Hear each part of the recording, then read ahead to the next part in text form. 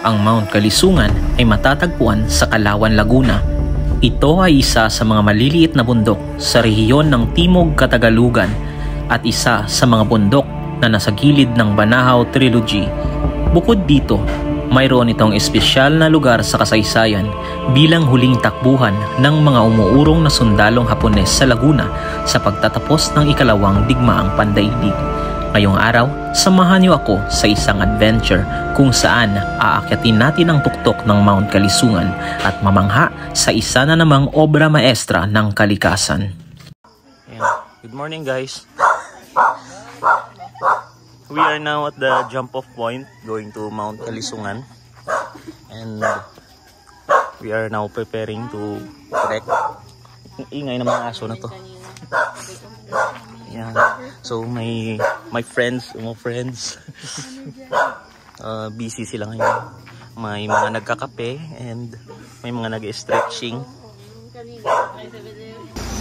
Edward! Po! Ito po yung guide natin. Ako po si Edward. Tandaan niyo mo anong guide natin kasi mahirap mawala sa daan. Opo. Saka walang mauuna sa guide, body tayo para iwas ligaw kasi medyo may ano diyan kasi magkamali ka lang ng magkamali ka ng isang liko, makahanapin ka namin hanggang kinabukasan. Tsaka madilim pa no? Oo, tsaka madilim pa. Pero may naman okay na liwanag na. Basta pag mag-picture kayo, magsabi kayo sa amin para alam namin kung may naiiwan o wala. Ako naman po sa huli, wala nang pumapaiwan sa akin. Sige. Papahuli na ako. Pray na lang tayo guys. So now we are starting to trek. Ito ang bundok na may taas na 760 meters above sea level. Karaniwan itong itinuturing na mapaghamong rota at tumatagal ng 3 o mas mahigit pang oras upang mapagtagumpayang maabot ang tuktok nito. Isa rin itong sikat na trail para sa mga backpackers, campers at day hikers.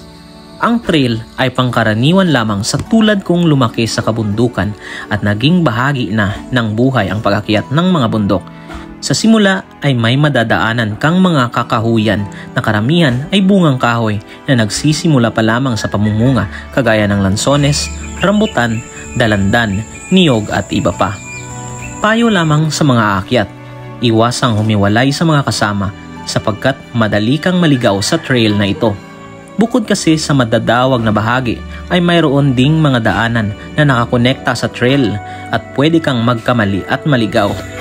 Naging madali naman ang aming pag-akyat. Siguro dahil na rin sa hindi paramdam ang sikat ng araw sa mga oras na iyon.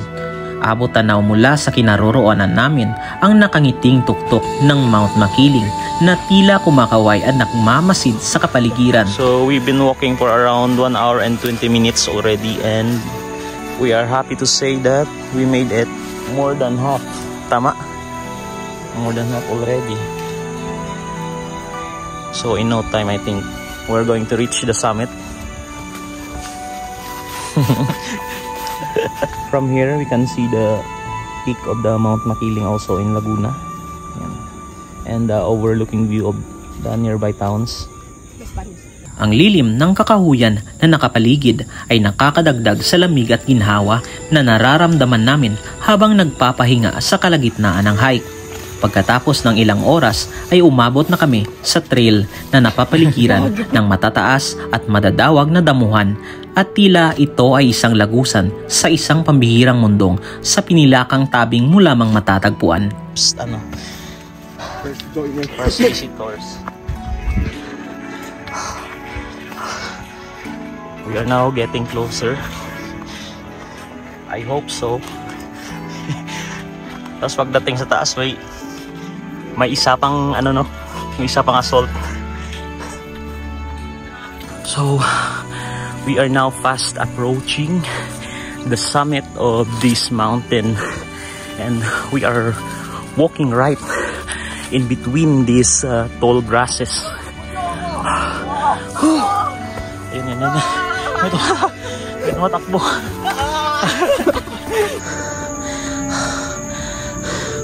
Ayan, nagkakabidyuhan na.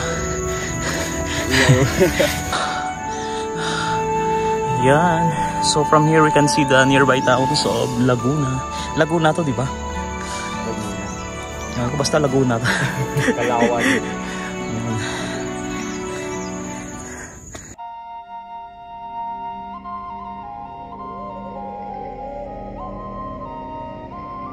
Kapansin-pansin naman ang malaking krus sa entrada ng trail palabas sa madawag na lagusan na siyang palatandaan na ilang hakbang na lang patungo sa tuktok. Finally.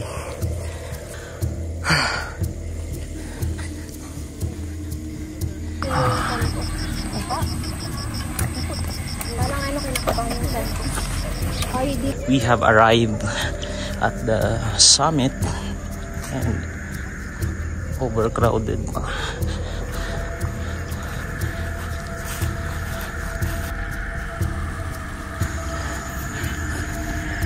Maya-maya ay narating na namin ang summit.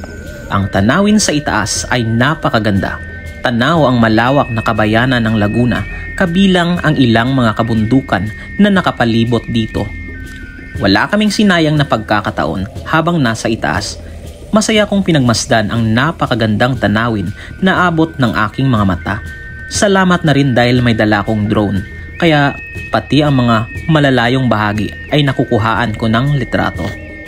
Marami rin kaming nakasabayan sa pag-akyat, kaya medyo matagal-tagal rin bago kami nakapagpa-picture sa signage ng Mount Kalisungan.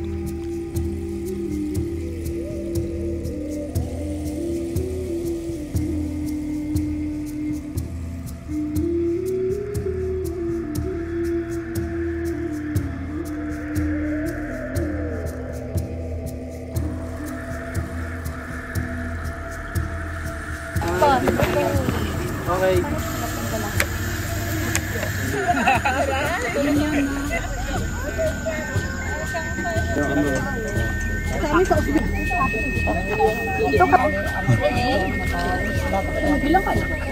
Ayan guys.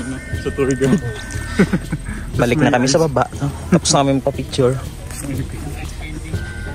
Balik na sa jump off point. Pagkatapos ng nakakapagod at nakaka-challenge na hike sa Mount Kalisungan, bumalik na kami sa jump-off point upang maghanda sa susunod na destinasyon. Ito ang Kilangin Falls na matatagpuan din sa Laguna at perfect na area para ipahinga ang pagod na katawan after ng hike.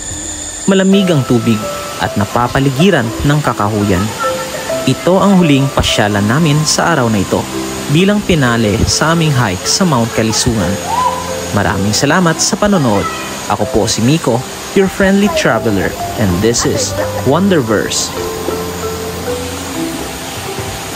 May mga ano na.